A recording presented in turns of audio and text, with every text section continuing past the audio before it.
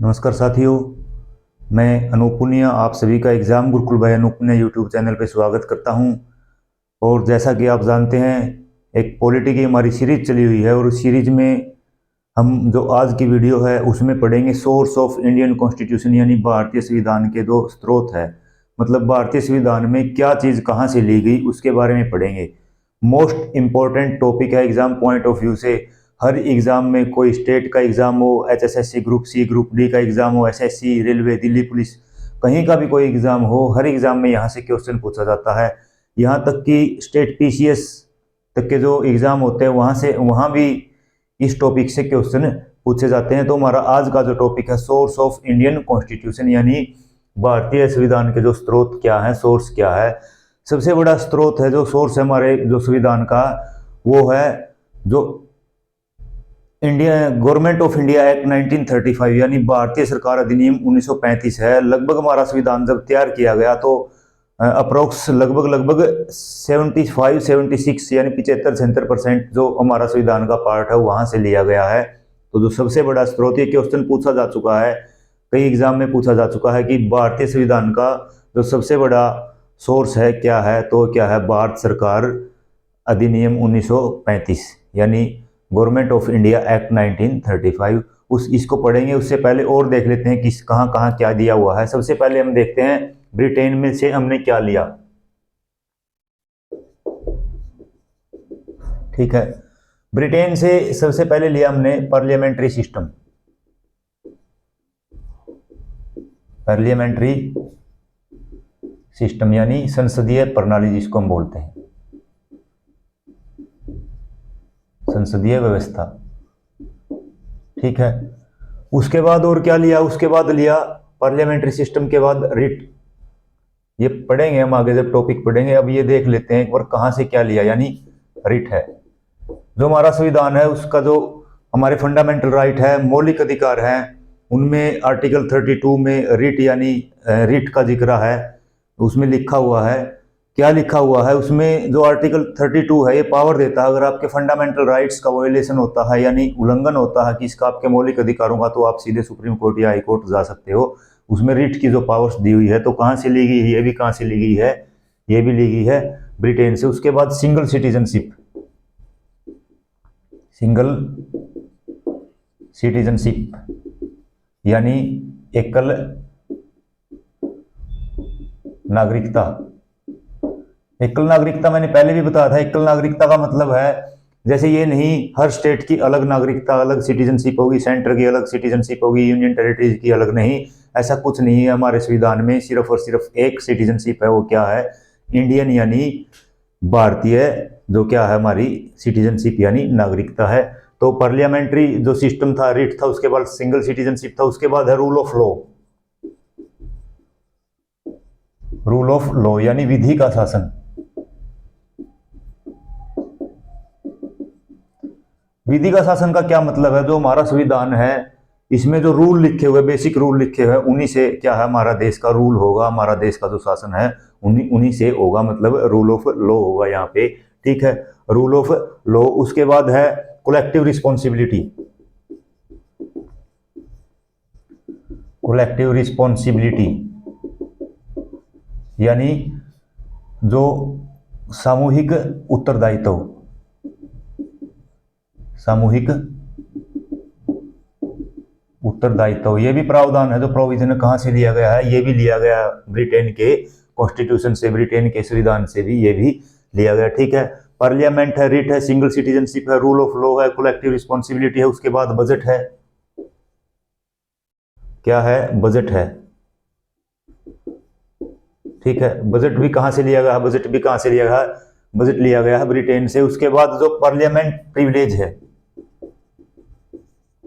Parliament privilege, इसका मतलब जो संसदीय विशेषाधिकार है,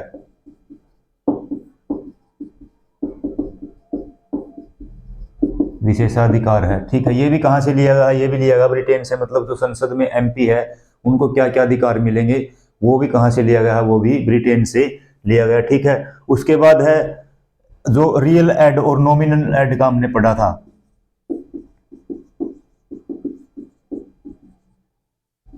मतलब रियल हेड कौन है हमारा, रियल हेड है जैसे प्राइम मिनिस्टर। नॉमिनल हेड कौन है, नॉमिनल हेड है हमारा कौन है, राष्ट्रपति। ये भी कहाँ से लिया गया है, ये भी लिया गया है ब्रिटेन के संविधान से। उसके बाद एक CAG, controller and auditor general, ये भी कहाँ से लिया गया है, ये भी लिया गया है ब्रिटेन से। ठीक है, उसके बाद यूएसए से क्या क्या लिया है, यूएसए से देखते क्या लिया। यूएसए से सबसे पहले लिया है फंडामेंटल राइट्स, फंडामेंटल राइट्स यानी मौलिक अधिकार, मौलिक अधिकार। ठीक है, उसके बाद दूसरा क्या लिया हुआ, दूसरा लिया हुआ है इम्पीचमेंट ऑन प्रेसिडेंट,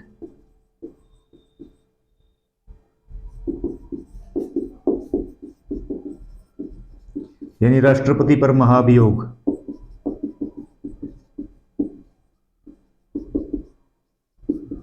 ये एक बार मैं आपको बता दूंगा, एक बार सारे के सारे तो लिख लेता हूं मैं। ठीक है, उसके बाद पोस्ट ऑफ वाइस प्रेसिडेंट, यानी उपराष्ट्रपति का जो पद है,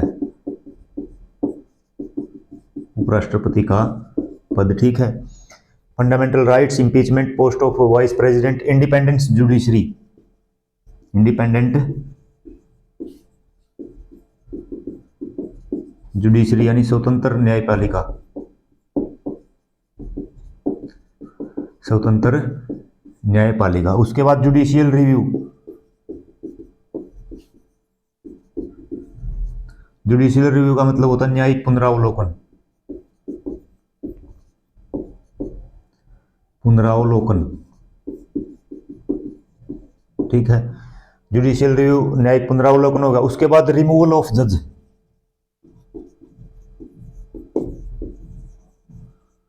यानी जजों को जो हटाने की प्रक्रिया है, जजों का हटाना। कौन से जज, जो सुप्रीम कोर्ट के जज हैं और जो हाई कोर्ट के जज हैं। ठीक है, तो ये भी कहां से लिया गया है, ये भी यूएसए से लिया गया। फंडामेंटल राइट्स भाग 3 दिया हुआ है, भाग 3 में फंडामेंटल राइट्स दिए हुए, वो कहां से लिए, यूएसए से लिए। उसके बाद इंपीचमेंट ऑन प्रेसिडेंट, यानी हमारा राष्ट्रपति है जो, उसको कैसे हटाएंगे, उसको बोलते हैं महाभियोग यानी इंपीचमेंट। तो ये भी कहां से लिया गया, यूएसए से लिया गया। उसके बाद जो हमारे देश में उपराष्ट्रपति का पद है वो कहां से लिया है, वो भी लिया गया है यूएसए से। उसके बाद जुडिशियल रिव्यू, मैंने पहले भी बताया था, जब पार्लियामेंट कोई एक्ट बनाता है, कोई कानून बनाता है, सुप्रीम कोर्ट को ये राइट है, ये अधिकार है, उसका क्या कर सकते हो, जुडिशियल रिव्यू यानी न्यायिक पुनरावलोकन कर सकते हैं, उसको ये देख सकते हैं ये किसी भी प्रकार का जो हमारा संविधान है उसका उल्लंघन तो नहीं है इस एक्ट में, तो उसको क्या बोलते हैं, जुडिशियल रिव्यू। उसके बाद रिमूवल ऑफ जज, सुप्रीम कोर्ट के जज कैसे हटेंगे, हाई कोर्ट के जज कैसे हटेंगे, जजों को हटा सकते हैं, तो ये भी कहां से लिया गया, ये भी यूएसए से लिया गया। ठीक है, उसके बाद जो ऑस्ट्रेलिया है, ऑस्ट्रेलिया से हमने क्या क्या लिया है, ऑस्ट्रेलिया से हमने क्या क्या लिया है। ऑस्ट्रेलिया से पहला लिया है relation between centre and state, centre and state यानी राज्य और केंद्र के बीच में संबंध कैसा रहेगा, राज्य और केंद्र के बीच में संबंध। ठीक है, उसके बाद क्या लिया है, उसके बाद लिया है कंकरेंट लिस्ट, थोड़ा सा बड़ा लिख देता हूं इसको,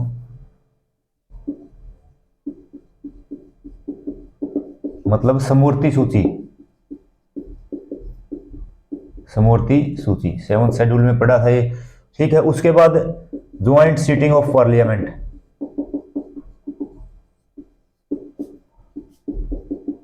ज्वाइंट सीटिंग ऑफ पार्लियामेंट, ये भी कहां से लिया, ऑस्ट्रेलिया से लिया। इसका मतलब क्या है, जो संसद की संयुक्त बैठक,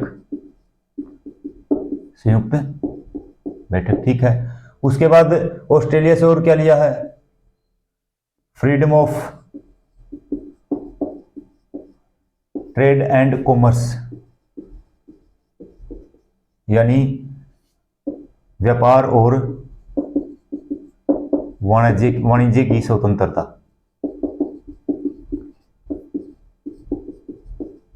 वाणिज्य की स्वतंत्रता। ठीक है, व्यापार और वाणिज्य की स्वतंत्रता। तो ये ऑस्ट्रेलिया से। सबसे पहले relation between centre and state, मतलब सेंटर और स्टेट के बीच में क्या रिलेशन रहेगा, कब सेंटर को कौन सी पावर मिलेगी, स्टेट को कौन सी पावर मिलेगी। तो ये कहाँ से लिया है, ये ऑस्ट्रेलिया से लिया है। ठीक है, उसके बाद कॉन्करेंट लिस्ट, समवर्ती सूची।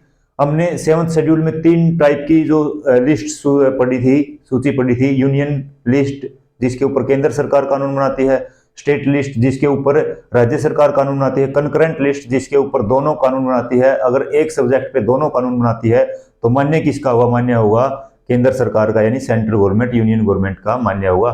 तो जो कंकरेंट लिस्ट है वो भी कहां से ली है, ऑस्ट्रेलिया से ली है। उसके बाद है joint sitting of parliament. Joint sitting, जैसे हमारा पार्लियामेंट है, हमारा जो संसद है, उसमें 2 सदन है, 2 हाउस है, अपर हाउस यानी राज्यसभा, लोअर हाउस यानी लोकसभा। कई बार क्या होता है, कोई बिल पास करना होता है, राज्यसभा पास कर देती है, लोकसभा पास नहीं करती, या लोकसभा पास कर देती है, राज्यसभा पास नहीं करती। तो उस केस में दोनों के बीच में डिस्प्यूट हो जाता है, मतलब उन दोनों के बीच में जो डेडलॉक हो जाता है, यानी जो एक दूसरे के जो एक पास कर देता दूसरा पास नहीं करता। तो इसको रिजोल्व करने के लिए प्रेसिडेंट यानी राष्ट्रपति के पास क्या होती है, पावर होती है, जो दोनों राज्यसभा और लोकसभा उनकी एक ज्वाइंट सीटिंग बुला सकते हैं और उस ज्वाइंट सीटिंग में बैठ के उस बिल को पास करवाया जा सकता है। तो ये अधिकार की, ये राइट किसका है, ये पावर किसको है, ये पावर है प्रेसिडेंट को है। तो joint sitting of both house of parliament, यानी राज्यसभा और जो लोकसभा उनको एक साथ बुला सकते हैं। ये प्रोविजन कहां से लिया, ऑस्ट्रेलिया से। ठीक है, उसके बाद freedom of trade and commerce, मतलब जो आजादी होगी किसकी, जैसे आर्टिकल 90 में दिया हुआ आप कहीं भी जाकर व्यापार कर सकते हो। तो ये भी जो हमारा प्रोविजन है वो भी कहां से लिया गया है, ये भी ऑस्ट्रेलिया से लिया गया। उसके बाद कनाडा से देखते हैं क्या क्या लिया है। ठीक है, सबसे पहले कनाडा से लिया है फेडरल सिस्टम। फेडरल सिस्टम यानी संघात्मक व्यवस्था, संघात्मक व्यवस्था। ठीक है, उसके बाद क्या लिया है, उसके बाद लिया centre is more powerful than state. Centre is stronger then state लिख लेते हैं, स्ट्रोंगर देन स्टेट, यानी केंद्र राज्य से मजबूत है।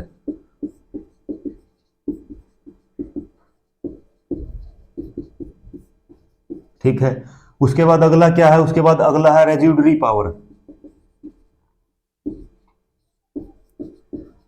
यानी अपशिष्ट शक्ति जिसको हम बोलते हैं हिंदी में, अपशिष्ट शक्तियां। ठीक है, उसके बाद अगला क्या है, अगला है any state bill can be reserve for president bye governor, यानी जो राज्य का कोई भी बिल, राज्य का कोई भी बिल गवर्नर राष्ट्रपति की सहमति के लिए रोक सकता है, सहमति के लिए रोक सकता है। ठीक है, अब इसको देख लेते हैं फेडरल सिस्टम।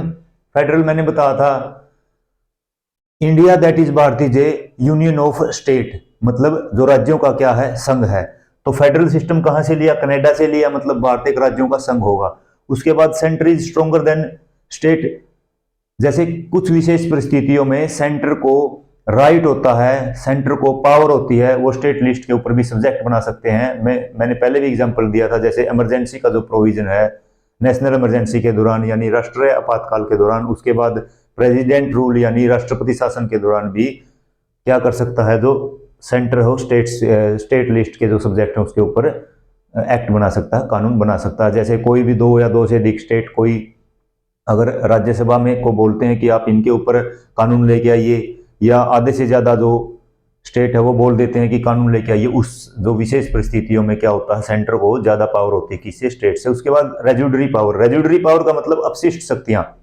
हमने 7th शेड्यूल में 3 लिस्ट पढ़ी, यूनियन लिस्ट यानी संघ सूची, उसके बाद पड़ी स्टेट लिस्ट यानी राज्य सूची और कंकरेंट लिस्ट यानी समवर्ती सूची। अब इनसे जो बाहर सब्जेक्ट हैं, इन तीन जो लिस्ट हैं इनसे बाहर सब्जेक्ट है, उनको बोलते हैं रेजुडरी पावर, अपशिष्ट शक्तियां।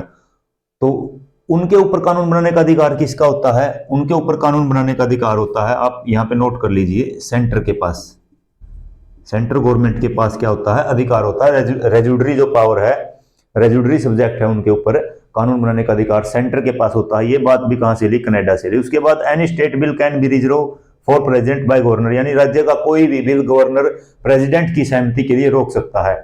जैसे विधानसभा में कोई बिल पास हुआ, उसके बाद वो गवर्नर के पास जाता है सहमति के लिए, मतलब गवर्नर के सिग्नेचर के लिए जाता है। अब क्या होता है, गवर्नर अगर ये उचित समझता है कि ये बिल है, इस बिल के ऊपर, इस बिल का जो मामला है उसके ऊपर मैं प्रेसिडेंट की सहमति लूं, राष्ट्रपति की सहमति लूं, तो जो गवर्नर है उसको पावर है उस बिल को प्रेसिडेंट यानी राष्ट्रपति की सहमति के लिए रोक सकता है। तो जो गवर्नर की जो ये पावर है प्रेसिडेंट के सहमति के लिए किसी भी बिल को रोकना, वो भी कहां से लिया है? वो भी कनाडा से लिया गया। ठीक है, तो एक वीडियो में हम इसको सोर्स का जो टॉपिक है उसको कंप्लीट करेंगे। उम्मीद करता हूं आपको सभी चीजें अच्छे तरीके से समझ में आ रही है। एग्जाम पॉइंट ऑफ व्यू से एक बार फिर मैं बता देता हूं, बहुत ही ज्यादा इंपॉर्टेंट ये टॉपिक है, बिल्कुल ध्यान से पढ़िए, सभी चीजें नोट करते चलिए। और मैं एक बार फिर से आपसे अनुरोध करता हूं कि जो चीजें मैं बोर्ड पे लिख रहा हूं, जो नोट कर रहा हूं, वो आप साथ के साथ नोट करते चले जाइए। लास्ट तक आपके बहुत अच्छे क्लास नोट्स तैयार हो जाएंगे। उसके बाद आपको कोई बुक उठाने की जरूरत नहीं है और किसी भी एग्जाम में आपका कोई भी क्वेश्चन गलत नहीं होगा। और चैनल को सब्सक्राइब कीजिए, लाइक कीजिए, वीडियो को शेयर जरूर कीजिए और कमेंट में बताइए हमारी जो पॉलिटी की सीरीज है कैसी चली हुई है और आज की क्लास कैसी लगी। Thank you.